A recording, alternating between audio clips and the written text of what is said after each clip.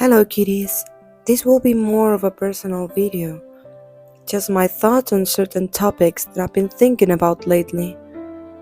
So accompany me on a little walk and some imagery from my homeland.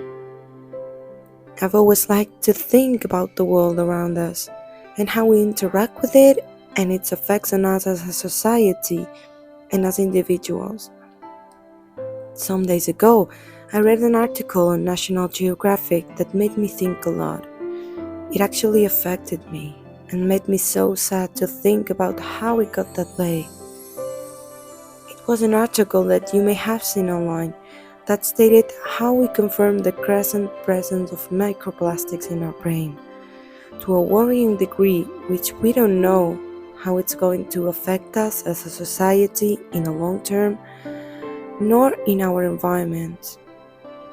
What we can assure is that it's no good, and it already causes several problems in our organisms and in the organisms around us. This article also stated how difficult to get out of this chain is, because nowadays microplastics are literally everywhere, in the soil, in the plants that we consume, in the animals that consume those microplastic filled stuff that they pass on to us, even if we have a strict policy with plastics in our daily lives. So that made me think about what we have been told recycling plastic means and how it's actually done. I obviously think it's a better idea than producing new plastics, of course, but it puts a lot of blame weight into the lower classes when it's kind of what got us into the microplastic scene. You may think you're not doing enough on recycling or that you're doing it wrong, but the real issue is not that much the lower classes, in my opinion. If we keep creating more plastics in a friendly way, because there's newer biodegradable plastics that we know made out of different materials, for example, plastic made out of potatoes, and consuming them, maybe we could stop a little bit this madness. But again, this is not the lower classes' fault, working classes if you will. This should be a collective effort, and not because we think we're better morally or superior than anyone, because I've seen some people just believing they are and always putting the blame onto others. It is one of our problems nowadays. But because we should have genuine love for the world around us, for our neighbors and the generations to come, and all that this planet, a unique planet for what we know, lets us enjoy. Let's make it more simple. In an over-consumerist world, repairing and knowing how to build your own stuff might be an act of rebellion. I think that we lost that important feature that all the generations had, in which they've been able to do all this stuff. They had a basic knowledge on how to cultivate, on how to make clothes or repair them, and normally they wanted products to last, not to serve and throw away. So we are constantly bombarded with things that we don't need, and companies are creating problems where there are none, creating a kind of need to have their miraculous product, normally made to sell and to have more imaginary rocks and papers from you. I think it's sad that we are letting all these companies win and to let them keep having more power, because the majority of us are the ones paying the price of their production systems, and therefore being part of the problem by producing all these waste that only benefits them in the first place. There's even people that deny the obvious climate change emergency we have, because yes, the climate change was bound to happen, as we know. Earth has had many of them naturally way before we were even conscious of what contamination is. But the problem is that we've made it far worse, even lowering down the whole world's species genetic variety, even though there's very good restorative programs that are having very good results with some species. We've destroyed a lot of ecosystems in the name of getting resources to keep on selling and buying a lot of stuff that we actually don't need and produce more problems that it actually solves. So what's the deal? How we could stop it, you may think. Having no monetary power, it's really complicated, as you may say. And it is. For the sole fact that we need to get united in this, or this ain't gonna work in any way possible. I know it's discouraging to think we have no power, but indeed, we have it. Think it about this way. Knowing how politics work, they will say any shit you wanna listen, and then do nothing when they are in power. So, one thing I've noticed with the rise of the rightist and the leftist forces is how they feed on these disgraces that they themselves have built, blaming onto each other but never taking any accountability. If they get to pit us against each other, they will have won, and they know it. So, who is to blame for that happening in the world today? Who do you really think are to blame? Do you really think that minorities, like racial minorities, LGBTQ communities, or any of those, I repeat, minorities, which implies that they are not a majority, have the blame for anything more than claiming their rights to exist peacefully? Do you think the world is anyone's to be telling anyone where to live or how to live? You know why it's the saddest thing? If you reply yes to any of those, they got into you, because none of them are to blame. The mess that is actually going to lead us to fatal end if we don't stop is not created by any of these people that the powerful class want you to believe they are.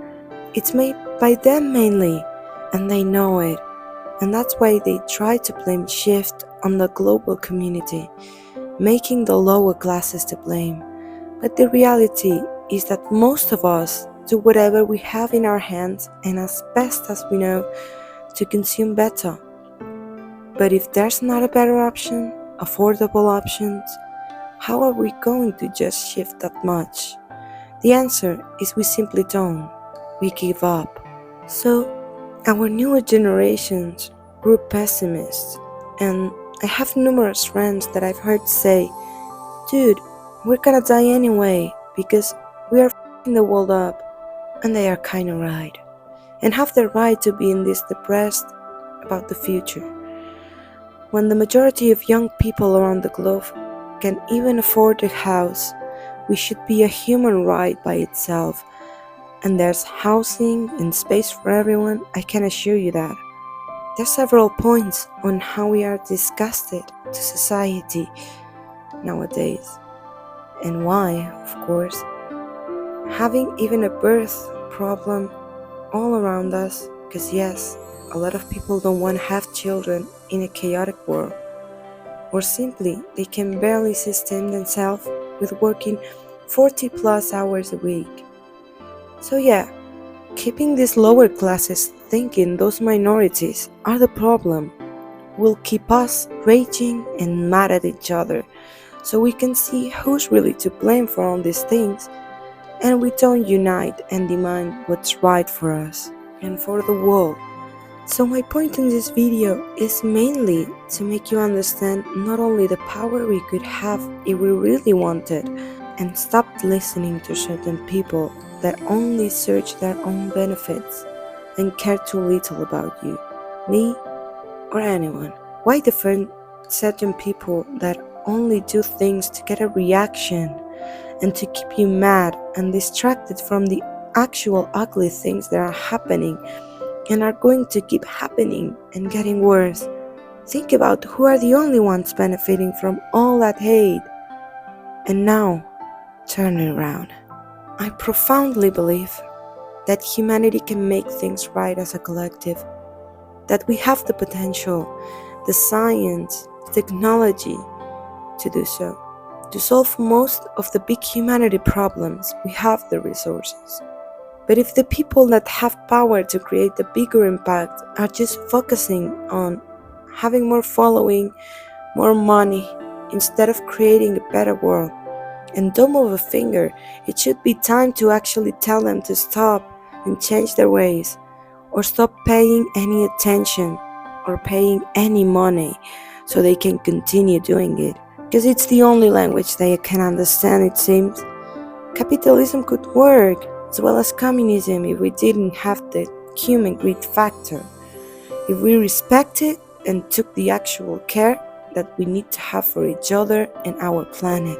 So please, if you're watching this video, I'm only gonna ask you to rethink about you are giving your energy, time, and money to, and to try to have more compassion for yourself and for the world around you.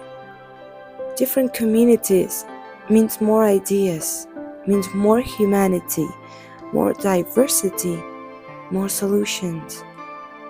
In a world of globalization and hate, I beg you to spread some love, some comprehension, and some empathy, as I was saying, for you and for your fellow human beings.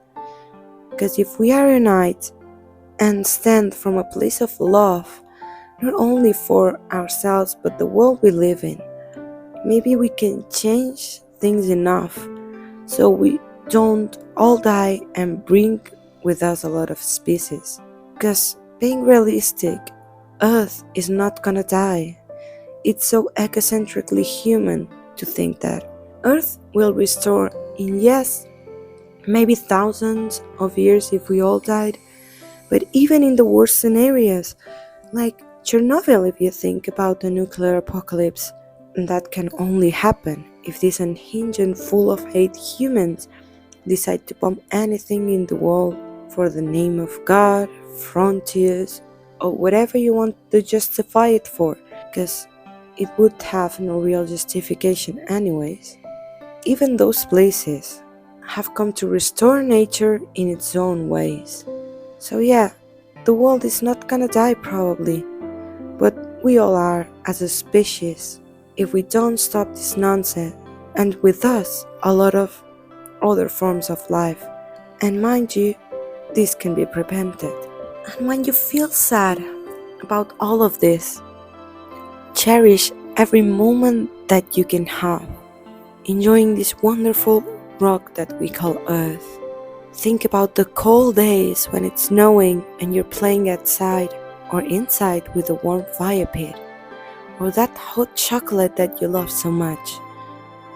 Think about the summer days and bathing in the sun, in the sea, the lakes, the rivers that we enjoy. Think about the breeze that you feel between your hair, caressing your skin with a warm embrace. Think about those autumn play dates with your pets, with your friends, laughing and feeling all the calmness that come with it.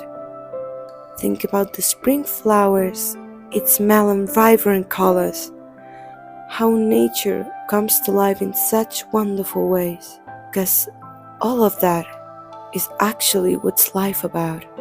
So when you're feeling falling into rage, believing all those lights that separate us, look away for a little bit of that screen.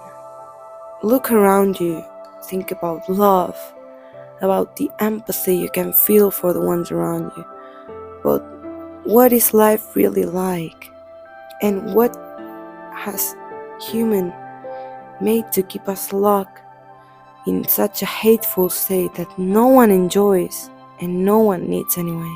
We're all here in this space rock, not to work till death, not to be restricted by society's expectation, not to hate on each other and destroy the world around us. We're here to live, to experience, and with our conscience, probably to make things better. Now, breathe in. We got this. I love you. Don't lose your time hating. Better spend it loving. Bye, cuties.